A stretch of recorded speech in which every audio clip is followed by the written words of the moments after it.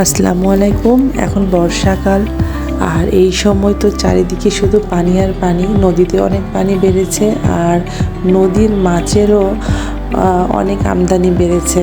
আমাদের এখানে তো শুধু নদীর মাছই বিক্রি হচ্ছে, আর আব্বু সচরাচর নদীর মাছটাই বেশি পছন্দ করে খায়। তো এগুলো আব্বুর জন্য রান্না হবে, একদম টাটকা টাটকা ফ্রেশ ফ্রেশ, মানে ফ্রিজে না রেখে আব্বু প্রত্যেক দিন নিয়ে আসে, প্রত্যেক দিনই খায় এমন অবস্থা। আর এখানে সবজি, আর সবজির দাম এখন একটু বেশি, কারণ বর্ষাকাল, অনেক সবজি নষ্ট হয়ে যাচ্ছে। আর এগুলো একদমই ফ্রেশ সবজি। তো এখানে মিষ্টি কুমড়োটা থাকেই আমাদের সবজিতে।